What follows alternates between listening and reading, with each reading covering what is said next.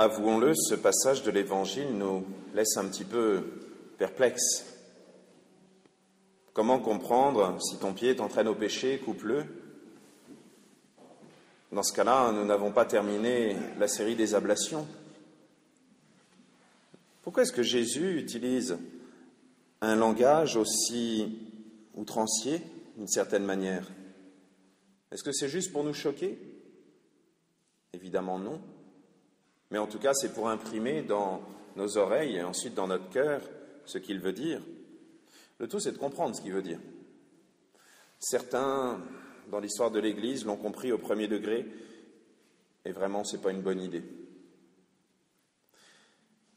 Pour bien comprendre ce texte, nous devons le lire en entier. Jésus commence par nous parler d'exorcisme, de ceux qui chassent les démons. Et il continue en parlant de charité, celui qui vous donnera un verre d'eau au nom de votre appartenance au Christ, etc. Eh bien, c'est cela qui nous donne la clé de cette ablation. Dieu nous demande non pas de tailler un pied, une main ou autre chose, il nous demande quelque chose d'encore plus difficile, qui est d'arracher de notre cœur les fausses idées de liberté, les fausses idées de « je fais ce que je veux puisque je suis grand maintenant », ces fausses idées qui sont finalement l'œuvre du diable et qui sont des tentations. Oui, nous avons en nous, profondément ancré en nous, comme une espèce de deuxième couche.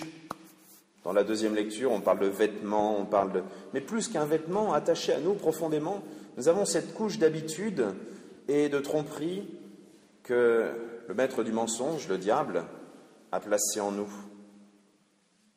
Et ça, c'est ce que nous devons crucifier, nous devons l'accrocher à la croix et nous en détacher. Un des endroits où on le voit le mieux, c'est justement lorsqu'on doit parler de liberté. Prenons l'exemple du mariage.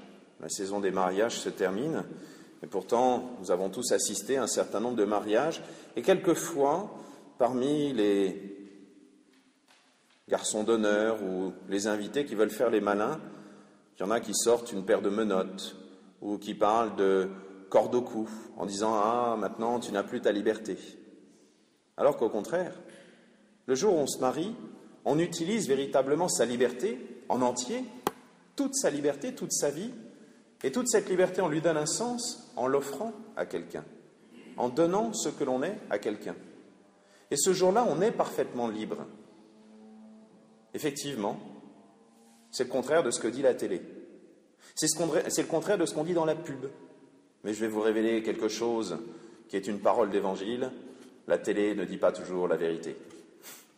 La publicité non plus d'ailleurs, méfiez-vous. Non, ce n'est pas une parole d'évangile. Ne me faites pas dire de bêtises. C'est pourtant un critère assez simple. À chaque fois que quelque chose ressemble un petit peu trop à une publicité, on doit s'en méfier. Achetez ceci, vous serez heureux. Offrez-vous cela, le bonheur est au bout du chemin. Eh bien non, justement, le véritable bonheur, c'est d'être totalement libre. Pas libre de la liberté de l'adolescent qui vient juste de découvrir qu'il était capable de dire non et de bouder dans sa chambre, mais la véritable liberté, la liberté de celui qui est capable de donner sa vie et d'arrêter de papillonner et de dire « je te donne ma vie ». La liberté de celui qui est capable d'arrêter de fumer et de dire « aujourd'hui je suis vraiment libre ». La liberté de celui qui sort de n'importe quel esclavage, la drogue, et on ne va pas faire toute la liste. Et ça c'est plus difficile pour nous que d'arracher un pied, un œil ou quoi que ce soit. Arracher cette espèce d'enchaînement au péché. C'est ça que Dieu nous demande. C'est ça le véritable exorcisme. C'est vraiment très rare aujourd'hui d'être complètement possédé par le démon, c'est-à-dire de ne plus pouvoir faire usage de sa volonté. Par contre, il y a une emprise du démon qui est très, très, très habituelle, qui est celle de nous laisser faire par toutes les tentations. Je sais, ça ressemble beaucoup à de la publicité. J'espère qu'il n'y a pas de publicitaires aujourd'hui dans l'Église, mais ils font quand même bien souvent l'œuvre du diable. Aujourd'hui, Dieu nous demande d'être capables de résister. Mais plus que ça, il nous demande d'être capables de liberté en positif. Par exemple, puisque vous êtes là et que vous avez bravé le froid, les rallyes automobiles, etc., Dieu nous demande cette véritable liberté de tenir nos engagements. Venir à la messe le dimanche, ça c'est une vraie liberté. Une vraie liberté qui correspond à l'engagement de notre baptême, l'engagement que nous avons pris quand nous avons grandi dans la foi. Et cette véritable liberté de dire à Dieu, Seigneur, je choisis de te suivre, je te choisis. Et cette liberté, ce n'est pas simplement de pouvoir dire un matin oui, un matin non. Cette liberté, c'est d'être capable de se tenir à son engagement.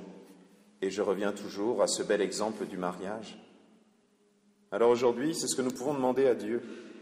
Être capable de vivre un vrai exorcisme, comme on le fait au début de chaque messe, en demandant à Dieu d'éloigner de nous les tentations, de nous pardonner nos péchés.